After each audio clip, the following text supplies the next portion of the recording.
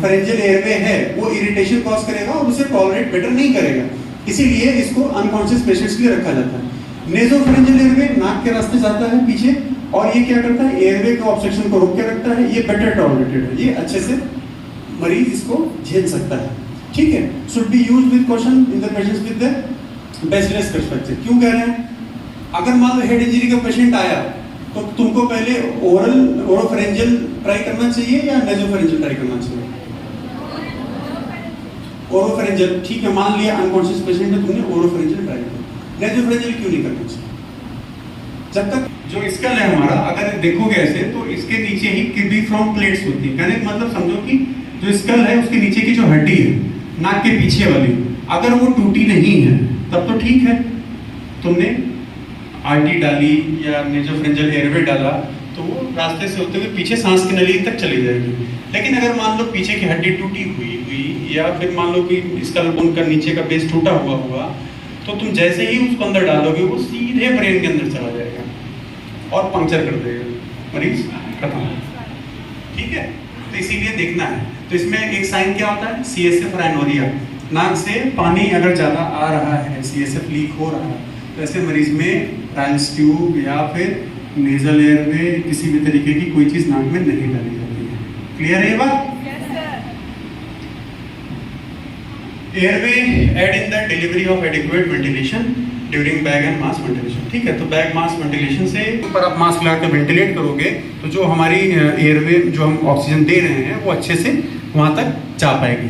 ठीक है, तो इसीलिए तुम्हारे जो एडजंक्ट्स हैं ये काम आते हैं। अब ये देखो, ये एग्जांपल देख पा रहे हो, ये तुम्हारे जो एयरवे वाला स्टेशन है वहां पे सबको देखने को मिलेगा। ये अलग अलग साइज के आते हैं, ये देखो रेड है, येलो है, ग्रीन है, ब्लैक है। ठीक है, ये कैसे नापा जाता है, कैसे डाला जाता है, ये देखो, ये ऊपर रहता है, ये अंदर की तरफ जाता है। ठीक है, अंदर से दिख रहा है, पहले इसको हम ऐसे उल्टा करके डालते हैं, फिर इसको रोटेट कर देते हैं।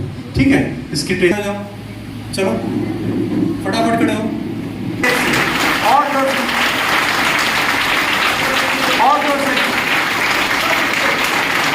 सपोर्ट में क्या क्या चीजें हैं, एयरवे के लिए इक्विपमेंट्स क्या क्या हैं, ये देखो, लैरिंगोस्कोप इसको कहते हैं, बस इसको पहचान लो। ठीक है, इसको लैरिंगोस्कोप कहते हैं। प्लेट लाओ नीचे, प्लेट लाओ ना, पानी में ले जाओ, पानी में पानी चाहिए, ये कांच वाले गिलास पानी ले जाओ।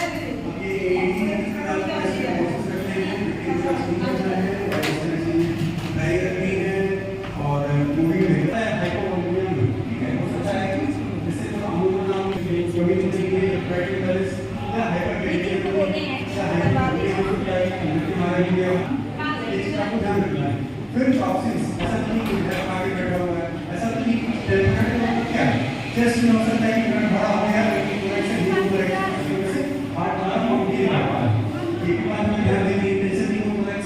ठीक है, उसके बाद जो प्रोसेस कोरोनरी आर्टरी प्रोसेस मान लो किसी को एमआई आ गया, डॉक्टर हो गया, कोरोनरी आर्टरी से ब्लॉक हो गई, चेक कर रहा है, वो देखेगा पल्स आ रही कि नहीं आ रही, ये चेक करेगा। ठीक है, कब हमें सीपीआर देना बंद करना है ये जानना जरूरी है, ऐसा तो नहीं कि काउंटिंग रोकेंगे। जब विक्टिम हमारा रिवाइव कर जाए, ठीक है, जब हम सीपीआर दे रहे हैं वो होश में आ जाए, रिवाइव कर जाए, या फिर जो ट्रेन्ड हेल्प एराइव, मतलब कि आप लोग जो प्रोवाइड करो, क्या करोगे, बेसिक लाइफ सपोर्ट प्रोवाइड करोगे। मान लो कि एडवांस लाइफ सपोर्ट वाले आ गए, या हॉस्पिटल वाले आ गए, या एम्बुलेंस वाले आ गए, तो आप उनको वहां पे स्टॉप करना है। फिजिशियन डायरेक्टेड, अगर किसी डॉक्टर ने आपको कहा कि नहीं इसको सीपीआर मत दो, दिक्कत हो जाएगी, तो वैसे में आपको नहीं करना है।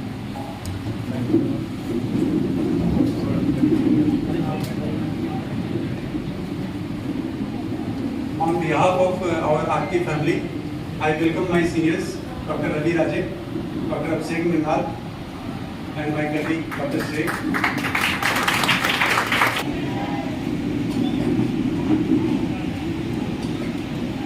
अब ये हो गया कि सीपीआर आपको कब करना है, कब रोकना है। अब ये बात आती है कि सीपीआर आपका फेल कब कब हो सकता है। मान लीजिए आपने स्टार्टिंग में डिले कर दिया, सीपीआर आपने रेट सीपीआर किया। सबसे प्रिंसिपल हमने क्या बताया था, अर्ली सीपीआर। तो अगर आपने डिले किया है सीपीआर पे, तो हो सकता है कि आपका सीपीआर फेल कर जाए या इन, ठीक है। अब इसमें बता रहे कि only 15% who receive CPR live to go home. CPR जिनको आप दे रहे हैं, लोग कहते हैं कि अगर सीपीआर देने लगे, चेस्ट कंप्रेशन देने लगे, अब तो बचेंगे नहीं, खत्म हुआ। 15% देखा गया है कि वो ठीक होकर के घर वापस अपने जाते हैं। तो 15% एक अपने आप में बहुत बड़ा नंबर है। इम्प्रॉपर टेक्निक से अगर आप सीपीआर दे रहे हैं तो डेफिनेटली लाइफ सपोर्ट है। और जो ट्रॉमा केयर का सेमिनार है यहाँ पे, ये बहुत इम्पोर्टेंट है, क्योंकि जनरली पेशेंट जो ट्रॉमा वाले हैं वो इमरजेंसी में आते हैं। तो जो भी यहाँ स्टूडेंट्स हैं नर्सिंग की और ये उनको पता होना चाहिए कि ट्रॉमा में पेशेंट को कैसे केयर करना है, क्योंकि जो पहला केयर मिलता है वो बहुत इम्पोर्टेंट है ना। तो उसके लिए ये बहुत ज़रूरी है सीखना। बच्चों को जितना जल्दी सीखेंगे, समझेंगे, उसको अप्लाई करेंगे, उतना अच्छा वो काम कर पाएंगे ट्रॉमा में। तो यही है ना, जब भी चोट लगे या एक्सीडेंट होता है तो हॉस्पिटल पहुंचने में देरी न करें। जो पहले के कुछ घंटे होते हैं वो बहुत इंपॉर्टेंट है। अगर जितना जल्दी आपको केयर मिलेगा, जितना जल्दी आप हॉस्पिटल पहुंच पाएंगे, उतना जल्दी और उतना अच्छा आउटकम निकलेगा, और इसके बचने की संभावना उतना उतनी अच्छी है। क्या सुनना आपका? मेरा नाम डॉक्टर अभिषेक।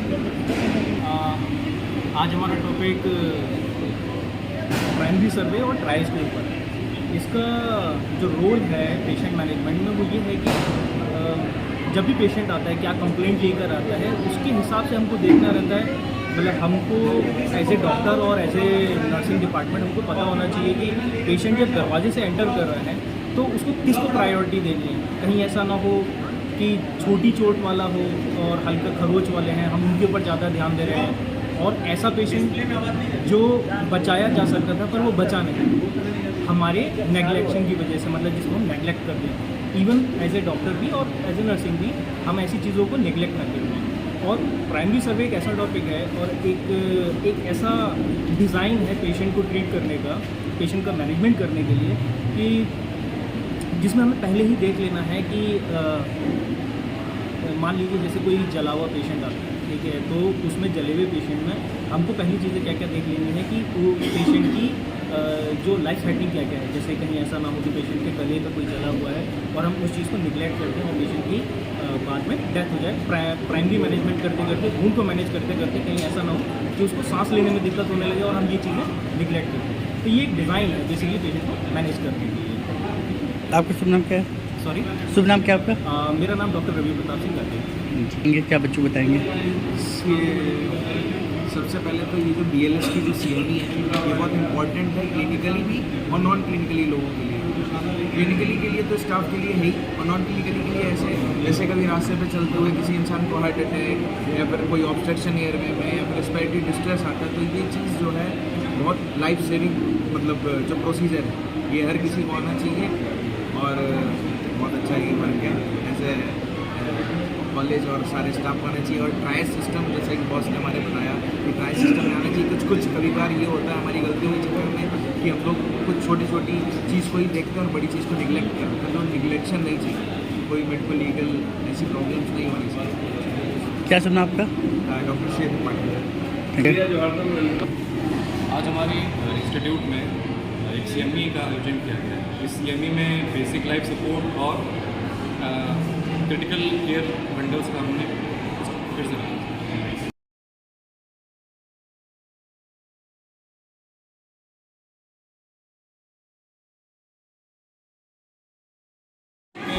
CME का आयोजन किया गया है, जिसमें हम बेसिक लाइफ सपोर्ट के बारे में लोगों को ट्रेन करेंगे। यहाँ पे हमारे इंस्टीट्यूट के बच्चों ने पार्टिसिपेट किया है और बाहर से हमारे कुछ गेस्ट स्पीकर्स आए हैं जिन्होंने उन बच्चों को ट्रेन किया। इस ट्रेनिंग में हम इनको ये बता रहे हैं कि कैसे किसी आपात स्थिति में, कार्डियक अरेस्ट की स्थिति में पेशेंट को कैसे रिवाइव कर सकते हैं। ना कि सिर्फ पेशेंट को, ये आसपास इनको किसी को भी कार्डियक अरेस्ट आ सकता है। उस दौरान अगर वो बच्चे ये वेल ट्रेंड रहेंगे, उनको ये स्किल पता होगी, तो ये कई जाने बचा सकते हैं। तो तो हमारा मेन मकसद यही है इनको ट्रेन करना, और ये एक मैंडेटरी है हेल्थ केयर वर्कर्स के लिए और सभी के लिए सीखना मैंडेटरी है।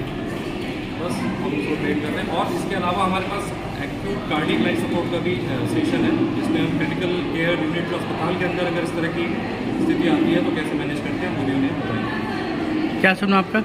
मेरा नाम डॉक्टर विकास है। आज का दिन RK institute of nursing and paramedical sciences के लिए एक विशेष शुभ अवसर है, जिसमें कि एक वर्कशॉप अरेंज हुई है basic life support. Basic life support इसकी ट्रेनिंग हमारे यहाँ बच्चों को दिया जा रहा है, जो भी बच्चे यहाँ पर पार्टिसिपेट किए हैं। इस CME में हमारे डॉक्टर्स भी गेस्ट आए बाहर से, दिल्ली से और लखनऊ से भी, जो आपको इसके बारे में डिटेल बताएंगे। और यहाँ पर डॉक्टरों की जो टीम है वो भी 3-4 यहाँ पर 4 हॉल बनाए गए हैं, जिसमें अलग अलग हॉलों में अलग अलग इमरजेंसी मैनेजमेंट की जो व्यवस्था करनी है। लाइव डिमॉन्स्ट्रेशन भी अभी लंच के बाद होगा। तो ये अपने आप में बहुत बड़ी इस सागन क्षेत्र में या जिले में कह लीजिए, इस जनपद में इसी नर्सिंग कॉलेज में बहुत बड़ी उपलब्धता है जो एक CME कार्यक्रम अरेंज हो रहा है। जैसा कि विगत वर्ष हमारा कॉलेज माननीय मुख्यमंत्री द्वारा सम्मानित भी किया गया था, इन्हीं सब कारणों की वजह से, और A ग्रेड की मान्यता हमारे जो जिले में इस कॉलेज को दी गई है। और उसी स्तर को बनाए रखने के लिए इस तरह कार्यक्रम जो आज पूरे यूपी में अरेंज होते हैं कुछ कॉलेजों में, इसमें आपका कॉलेज आके नर्सिंग जो है को होल्ड कर रहा है, बड़ी बात है। और हम इसमें बहुत ही अपने को गौरवित महसूस करते हैं कि हमारे कॉलेज में इस तरह के सेमिनार अरेंज हो रहे हैं, जिसमें अपनी टीम को और अपने गेस्ट को, अपने लोगों को हम बधाई देते हैं। और एक तरह से समाज के लिए भी हमें कहना चाहिए कि यहाँ से बच्चे हमारे पैदा हो रहे हैं, यहाँ से जनरेशन या ANM या GNM या पैरामेडिकल कोर्सेज में भी बच्चे हम पढ़ने के बाहर क्षेत्र में जाएंगे, उनको एक नया अनुभव यहाँ से लेके जाएंगे कि हम अपने यहाँ अपने कॉलेज में। और लेक्चर्स भी आप यहाँ सुन रहे हैं दिन भर, और ढेर सारे बेसिक लाइफ सपोर्ट क्या होती है, बच्चा रोड पे एक्सीडेंट कर गया या कोई इमरजेंसी आपको मिल गई, हम कैसे एम्बुलेंस को इन्फॉर्म करेंगे, कैसे हम CPR करेंगे। CPR बेसिक में जो लोग जानते हैं CPR है क्या, CPR के बारे में डिटेल आज यहाँ दिखाया जा रहा है, कैसे CPR करते हैं, क्या टाइमिंग है, कितना देर है, किसको करते हैं, किसको नहीं करते हैं, क्या अच्छाइयाँ हैं, क्या बुराइयाँ हैं। और मरीज हमारे रिकवर कर जाते हैं CPR से, हार्ट अटैक की मरीज रिकवर कर जाते हैं, 15% रिकवरी होती है। जैसा यहाँ भी बताया गया कि 15% लोगों में CPR से रिकवरी हो जाती है। बहुत बड़ी चीज़ है ये। अगर आप CPR कर दे रहे किसी आदमी को और लाइफ उसकी बच जा रही है, 100 में 15 लोगों का बचने का चांस पूरा बन जाता है। अगर आप एक्टिव हैं, आपको इसका अनुभव है, हमारे बच्चे यहाँ से निकल रहे हैं, ट्रेंड है, तो समाज में जहाँ भी सेवा देंगे उसका फायदा पूरे समाज को मिलेगा। इसका गौरव हम लोग महसूस होता है। हम लोग एक अच्छी ट्रेनिंग है, हम भी आज बैठ कर आपको तो देख रहे हैं, हम भी लेक्चर्स को अटेंड कर रहे हैं, हम भी इस बात में देख भी रहे हैं, सीख भी रहे हैं। और हमारे बच्चे भी सब सीख रहे हैं। खासतौर में बहुत सारी चीज़ें किताब लोग नहीं पढ़ पाते हैं, या लाइव डिमॉन्स्ट्रेट करके। और एक गेस्ट लेक्चर्स के रूप में मैं डॉक्टर जो दिल्ली और लखनऊ से आए हैं, डॉक्टर रंजीत साहब, सबका नाम आप देखें वो दिया हुआ है। उन्होंने काफ़ी अच्छा इनका प्लानिंग है बताने का, और बता भी रहे हैं। और मेरे था जितनी बड़ाई दी है इस कार्यक्रम के ऊपर है, ये हमारे क्षेत्र के लिए, हमारे जिले के लिए एक बड़ी उपलब्धि है जो जिले का राजमंड्री कॉलेज में क्या जगह से हम लोग को पहले मेरे कॉलेज में अपने यहाँ जो पढ़ते देखते थे, आज हम लोग कॉन्फ्रेंस जाते हैं ऑर्थोपेडिक में या बाहर जाते हैं तो देखते हैं। तो व्यवस्था अपने शायद में अपने कॉलेज में मिली, इसलिए खुशी हो रही है, उसको हम बयान नहीं करें। क्या सुना आपका? Doctor JP Dubey, orthopaedic surgeon, RK hospital.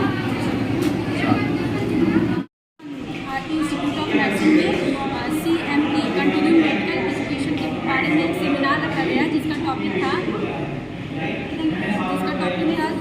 CPR से रिलेटेड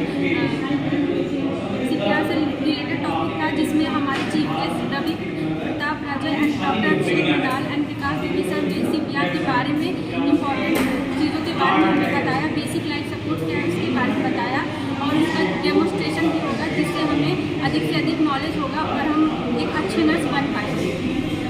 इस तरह के सेमिनार होते रहना चाहिए। इस तरह के सेमिनार हमारे यहाँ होते रहने चाहिए और होते भी हैं, जिससे हम केवल थ्योरी ही नहीं बल्कि प्रैक्टिकल रूप से उसे और अच्छे से पढ़ सकते हैं और अच्छे से डेमोन्स्ट्रेशन कर सकते हैं। क्या शुभ नाम आपका? मेरा नाम प्रतिमा है, स्टूडेंट और JM सेकेंडरी। और आपके माइंड में क्लिक होना चाहिए होनी चाहिए कि पेशेंट को ये कंप्लेंट हो सकती है, पेशेंट की ये बीमारी हो सकती है। इससे बेनिफिट क्या है? इससे बेनिफिट ये है कि आपका एक बड़ा हॉस्पिटल है, ठीक है, यहाँ पे अलग अलग टाइप के डॉक्टर्स काम कर रहे हैं, लाइक जनरल सर्जन काम कर रहे हैं, फिजिशियन काम कर रहे हैं, कार्डियोलॉजिस्ट काम कर रहे हैं, नेफ्रोलॉजिस्ट काम कर रहे हैं। आपके दिमाग में जब चीज क्लिक करेगी, जब आपको पता होगा कि आपने देखा, आपने समझा, एंड देन आपको क्या करना है? इन्फॉर्म करना है, आपको क्रैश कार्ड तैयार करना है। डॉक्टर आपको बोलेगा कि भैया आपने ये क्यों नहीं दिया, आपने पेशेंट को CPR क्यों नहीं दिया, आपने पेशेंट को इंट्यूबेट क्यों नहीं किया, क्योंकि आपको पता ही नहीं था। दैट इज अ प्राइमरी सर्वे, कि आपको पता चलेगा कि आप क्या क्या चीजें वो आप पेशेंट को देख के समझ जाए। और ये ऐसा नहीं कि पेशेंट को अंदर आएगा, लेटेगा, बैठेगा, तभी देखोगे आप। माइंड की प्रैक्टिस, ब्रेन की प्रैक्टिस ऐसी होनी चाहिए कि पेशेंट दरवाजे से अंदर घुसेगा और आपके इमरजेंसी टेबल तक जाते जाते ये कंप्लेंट के साथ है और मुझे फलाने डॉक्टर को, लाइक जनरल सर्जन को बुलाना है, चोट लगी है, पैर टूटा है, ऑर्थोपेडिक्स को बुलाना है, पेट में दर्द है, गैस्ट्रो सर्जन को बुलाना है, गैस्ट्रोलॉजिस्ट को बुलाना है, ठीक है। या मान लीजिए कि भाई ऑब्स्टेट्रिशियन है तो ऑब्स्टेट्रिशियन भी। प्राइमरी सर्वे हर एक टाइप के पेशेंट में, किसी भी टाइप के पेशेंट में आपको आना चाहिए। भाई पेट दर्द के साथ आ रही है, फीमेल है, हो सकता है प्रेग्नेंट हो सकता है एक्टोपिक प्रेगनेंसी हो, तो that is also come under the primary survey and triage. Okay, now we move forward. Triage is a sort patient by level of acuity. Acuity मतलब पेशेंट की सीवियरिटी के हिसाब से, लाइक कि पैर में चोट लगी, हाथ में चोट लगी, लैसरेटेड वुंड है।